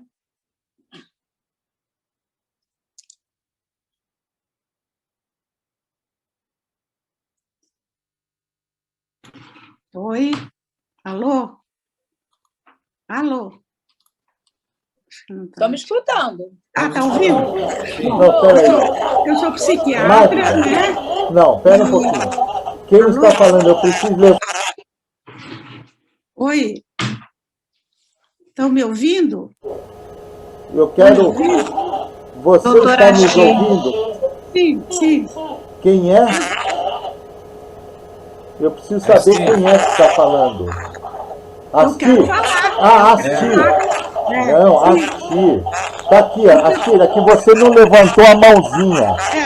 Mas tudo bem, vai, pode falar. É levantar a mãozinha da tela, não é a mãozinha sua, mas tudo bem. Pode falar, Astir. Então, eu sou psiquiatra, como o doutor Cabral aí. Então, a coisa do psicótico, o sintoma psicótico tem mais outros sintomas, outras coisas além do toque. Tem ansiedade, inquietação, insônia, irritabilidade, às vezes agressividade, autorreferência, né? Tem uma série de coisinhas que a gente vai pontuando e, às vezes, o toque ele vem gradativamente, o surto psicótico, às vezes, ele vem mais rápido, né? O toque, não, desde quando você tem isso? Ah, eu desde menina, minha mãe dizia, que mania é essa? Tira disso, tira a mão daí, você só vive com essa mania e tal. E também, em reação aguda do estresse, também ele pode aparecer. Então, a coisa de pontuar o psicótico, fazer uma boa anamnese, para saber que o toque, às vezes, é restrito só aquilo. O psicótico tem mais outra gama de sintomas e sinais, né? E a conduta também é um pouco diferente. No psicótico, a gente dá prioridade ao antipsicótico, né? Para contornar esses pensamentos obsessivos, que às vezes eles falam assim, que estão colocando pensamentos na cabeça dele, né? Como se fossem pensamentos intrusos, né? E o toque, não, eu tenho esses pensamentos que me cansam, eu não quero pensar, mas ele vem. Né? E o psicótico é mais introdução, pensamentos intrusos que o perturba. Né? E aí o antipsicótico é primordial, o toque geralmente precisa de antidepressivo mesmo, para corrigir. Tem toques tão graves que precisa até de cirurgia, no HC eles fazem, para cortar as fibras que mandam os estímulos. Né? Tem toque grave, até lembrei que ela falou do paciente que tinha pensamento de ter relação com Nossa Senhora. Eu já tive uma que tinha pensamentos de ter relação com o irmão e com o pai. E para ela, porque tem a obsessão e, às vezes, tem os rituais para anular a obsessão. Né? Ele tem aquele pensamento nefasto, e para mim, anular tem rezar com Santa Ave Maria, tem que fazer o sinal da cruz, e essa ela tinha que passar as mãos nas coxas. Ela estava com as coxas inferidas, chegou a ferir. Então, essa paciente estava muito grave, precisava de antipsicótico, antidepressivo, né? Tem deles que precisa até de internação, porque o sofrimento é tão grande, para ele se ver livre daquele pensamento nefasto, intruso. Imagina pensar de ter relação com a sua filha, com o seu bebê, de matar, é um sofrimento muito grande, isso é muito comum no pós-partos, né?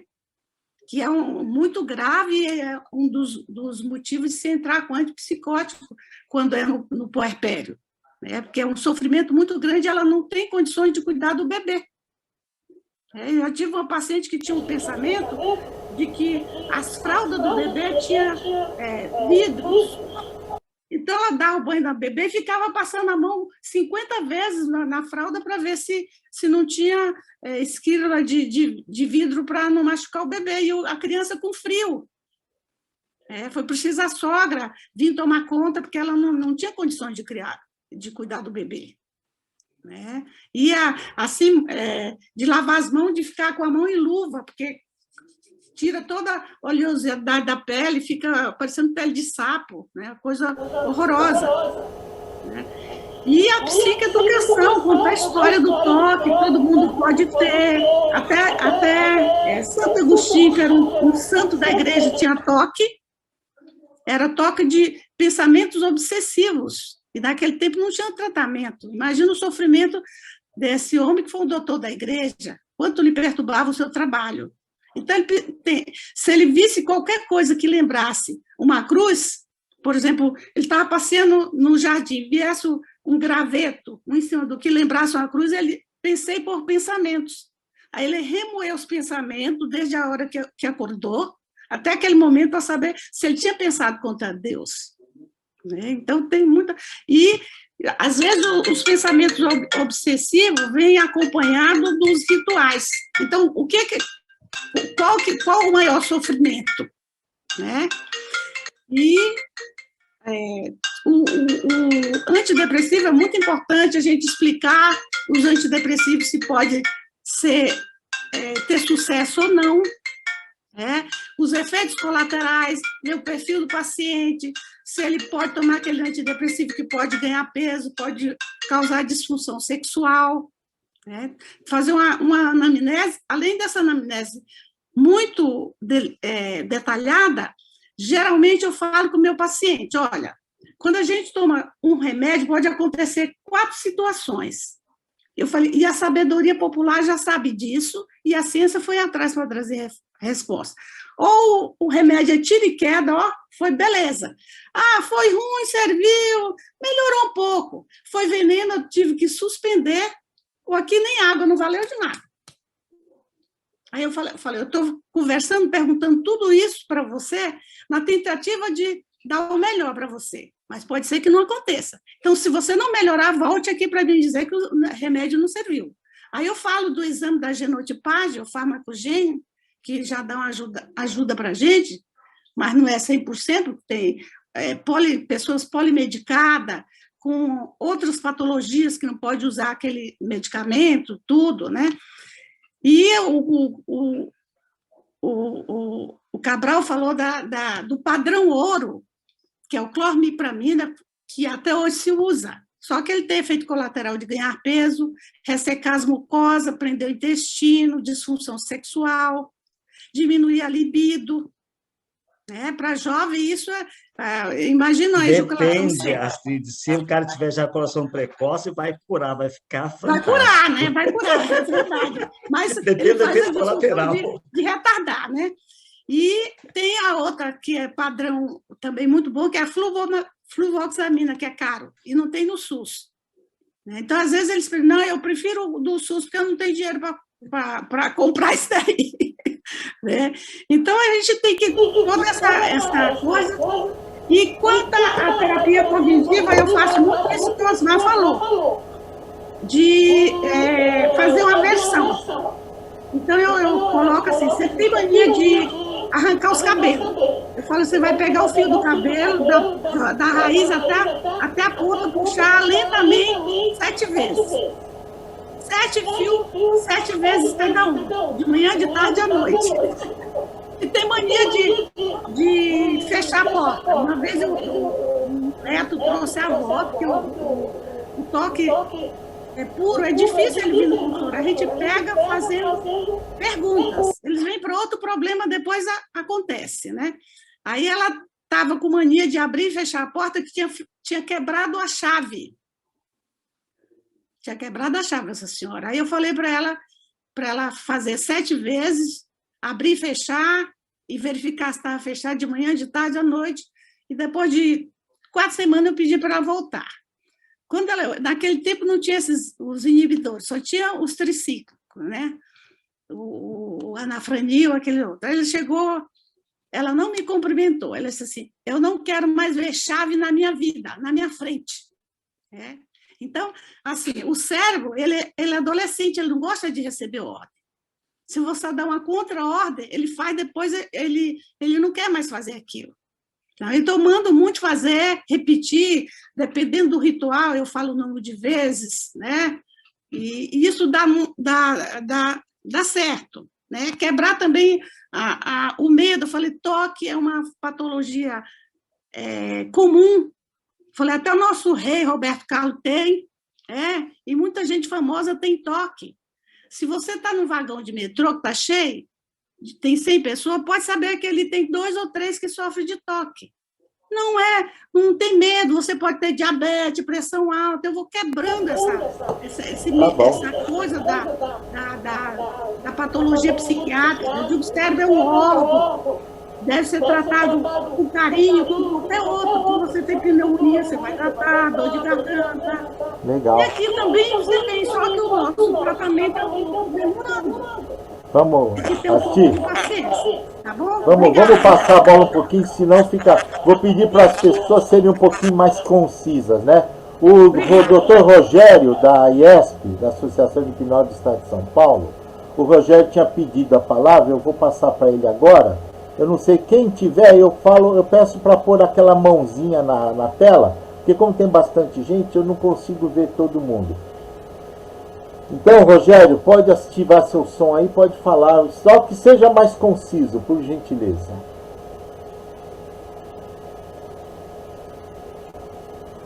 Pode falar. Bem conciso com o assunto. Está bem claro o entendimento? Está bem claro? Tá. Bom, foi muito rico, né? Todos esses elementos são muito importantes. Nós já tivemos 2 psiquiatras aí falando, né? E quando eu falo dessa patologia tão séria, né? Que é o toque, falando um pouquinho da nosologia da, dessa história, dessa doença, né?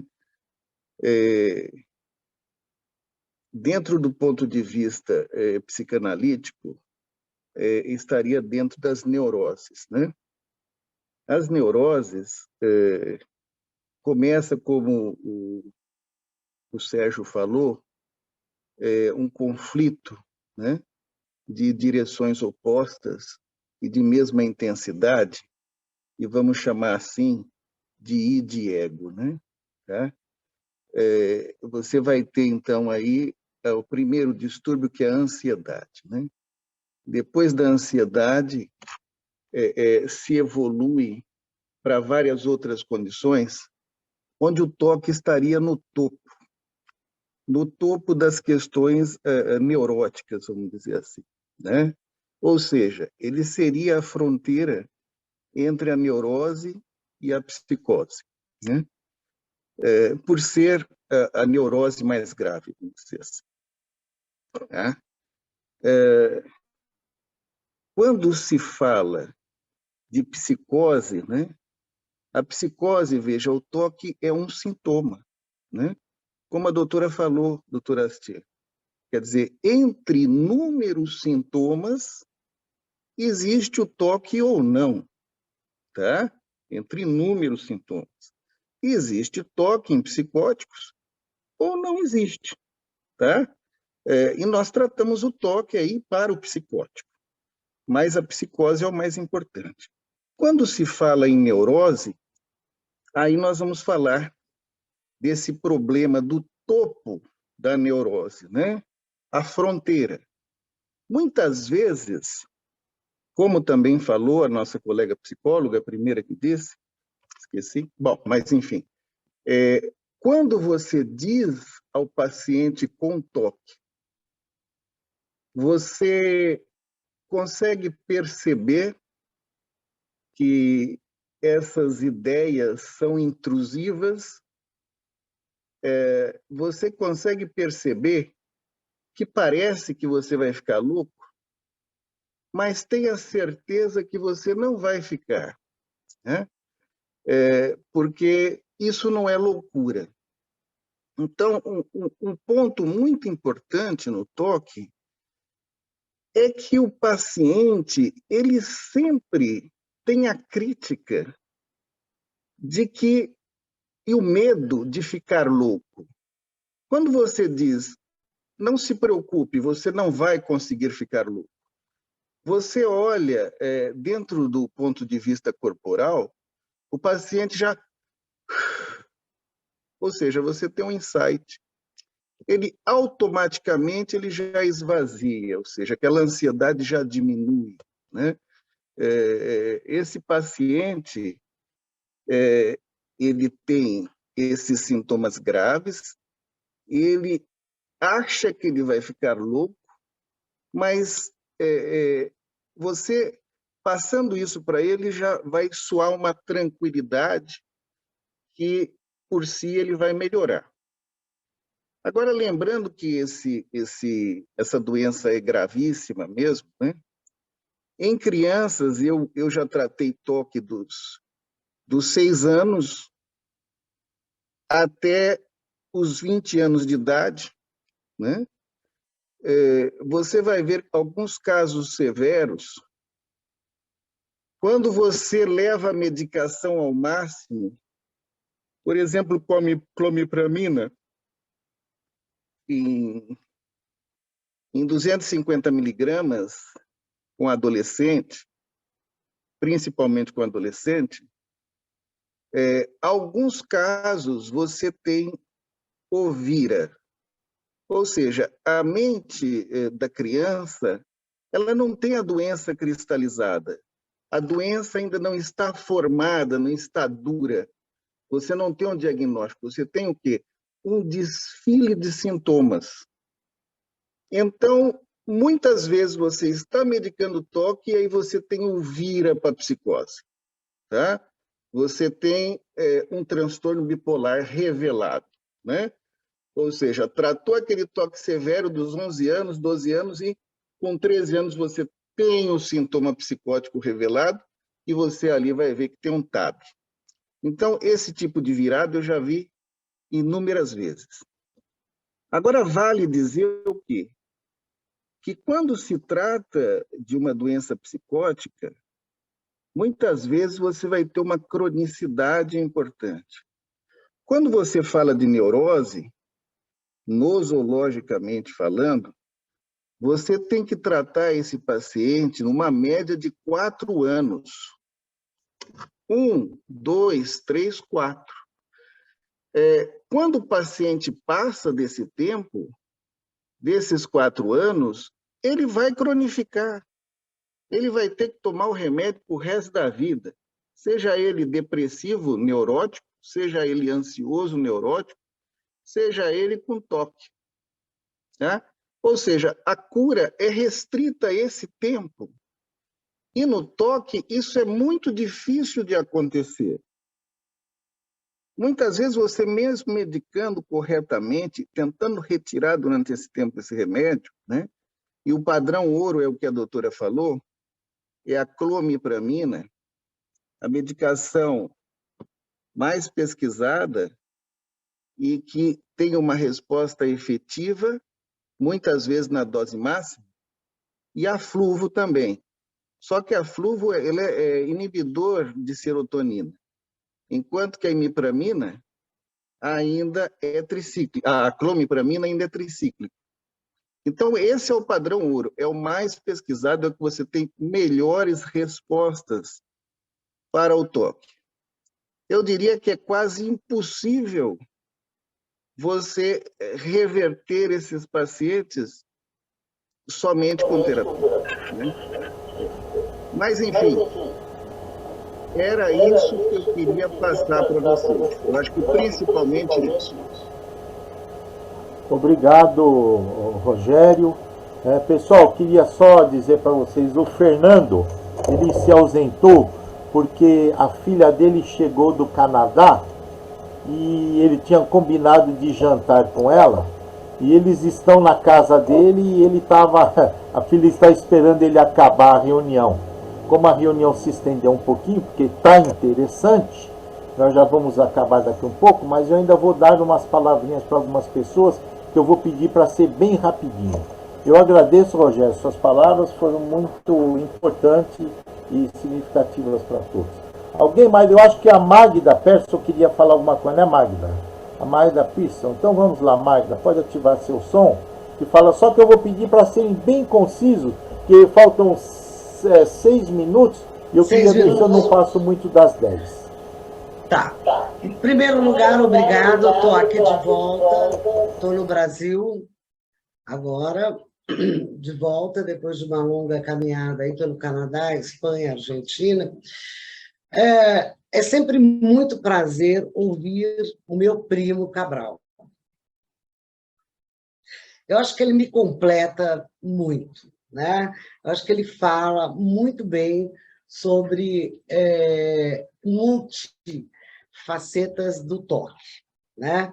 Cristine, parabéns pela sua exposição, principalmente pelo fato de você ter feito uma regressão para ir buscar a causa, né? Porque eu não sou da TCC, todo mundo sabe disso, e até entro um pouquinho como formação de psicanálise. Parabéns pela ASTIR, por falar. Eu sempre sinto falta de um psiquiatra falar de transtornos dissociativos, né? Que é uma matéria que eu gosto muito, e que dentro da hipnose a gente faz essa dissociação. Parabéns para o Rogério também, parabéns para o Fernando.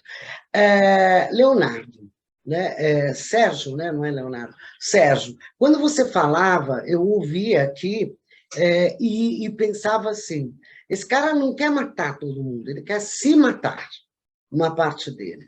Então, quando você fala em estados de ego, eu acho que é perfeito, eu trabalho muito na hipnose, em cima de estados de ego, e onde a criança fala com essa parte.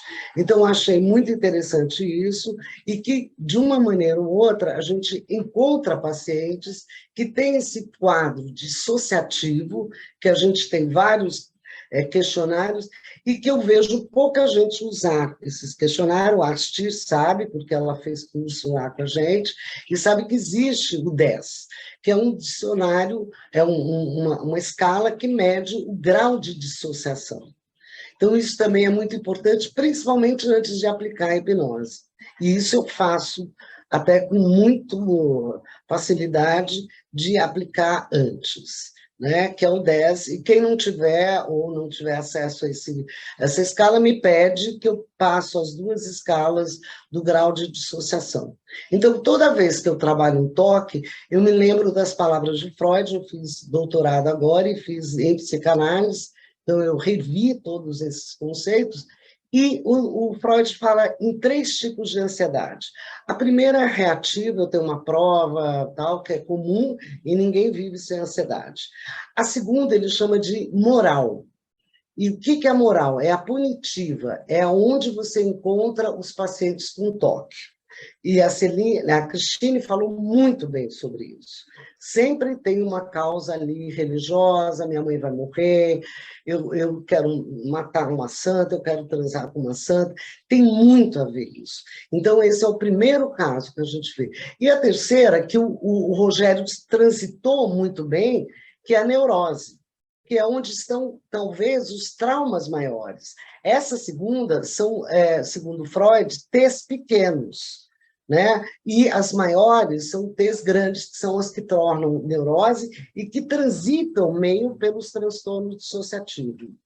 Eu penso isso de transar com meu irmão, isso é um incesto. E aí eu acabo me ficando nessa fronteira, né? Então, muito interessante, e dá parabéns, Osmar. Estou aqui de volta ao Brasil, guardei minhas malas todas no depósito para segurar e eu não viajar por enquanto. Obrigada a todos, tá? João, estou muito feliz de te ver, assistir o Rogério. É tão bom, né, essa coisa da internet, né? E a gente não se vê há muito tempo. Um beijo a todos e boa noite, Osmar. E a todos aí. Obrigado, Magda. Vocês veem que se nós tivéssemos mais tempo, a gente acho que passaria mais algumas horas discutindo, porque este tema realmente é um tema interessante. Eu queria só, antes de passar a palavra para o Cabral e para a Cristine, para finalizar, eu queria dizer para vocês que a gente viu aqui uma série de abordagens. Nós vimos a importância da medicação, nós vimos a importância da leitura, para quem trabalha com psicanálise, a leitura psicanalítica do paciente é muito interessante quando vai se fazer uma abordagem. A gente viu as bases cognitivas que gerem toda essa patologia, o comportamento. Nós vimos algumas estratégias dentro da PNL que são estratégias interessantes, ou seja, estratégias existem muitas. O que nós temos, eu volto a dizer, nós temos que tomar sempre cuidado com o diagnóstico, tá certo? E o Rogério chamou bem a atenção do limite, tá certo, entre a normalidade e a neurose e a psicopatologia efetiva, né? Então, eu acho que deu para a gente ter uma ideia mais abrangente dos cuidados que a gente tem que ter quando aborda um paciente com toque, tá? Como já são 10 horas, eu acho que as pessoas já estão começando quando começa a diminuir o número de participantes, é porque está na hora da gente finalizar. Então, eu, antes de finalizar, quero agradecer a todos, tá? Quero lembrar que nós estamos começando a organizar as equipes para fazerem parte do nosso congresso, que eu estou pensando em fazer em março, abril, como foi uma tendência de todos, quer dizer, aquela nossa pesquisa chegou a isso, mais de 80 pessoas responderam a pesquisa, eu achei que já foi uma grande vantagem. Tem um monte de tema interessante, tá certo? E eu quero dizer que em breve eu vou começar a chamar algumas pessoas para fazer parte de algumas comissões. Muitos já se inscreveram, já disseram algumas comissões que gostariam de participar, e outros eu vou fazer questão de convidar pela sua modus operandi, tá? Vou passar a palavra primeiro para a Cristine, tá certo? E depois para o Cabral, para ele fechar essa nossa noitada, tá? Obrigado a todos. E Cristine, mais uns 2 minutinhos, 1 ou 2 minutos, para você falar as suas últimas considerações e passar para o Cabral.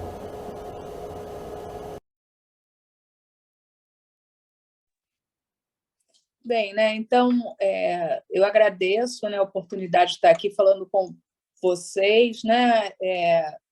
Eu não me apresentei antes, né? Mas eu sou presidente do Instituto Brasileiro de Hipnose, né? Do IBH, né? Tenho aí uma jornada de 33 anos dentro da hipnose, né? E nós estamos com as nossas inscrições abertas para o nosso curso de hipnose. Nós temos uma pós-graduação em hipnose, quem quiser também procurar, né? A nossa pós, né? E nós estamos também com as inscrições abertas para o nosso curso de regressão, né? Então, o nosso site é www.ibh.com.br, né? Então, se vocês, né, tiverem a oportunidade de olhar, de ver, né, e quiser participar, vai ser um prazer estar com vocês aqui, né, ensinando o que a gente já faz há muito, muito tempo, né? E dentro do que a gente propõe a fazer, né, sempre, né, com muito amor, né, e muita luta, né, a gente tenta divulgar aí pelo Brasil o que a gente acredita, né? É que a hipnose é uma grande ferramenta, né, para trabalhar com os nossos pacientes. Então, obrigado, Osmar, por ter me convidado. Já sabe que eu estou aí dentro da comissão, né? E vamos levar isso para frente, né?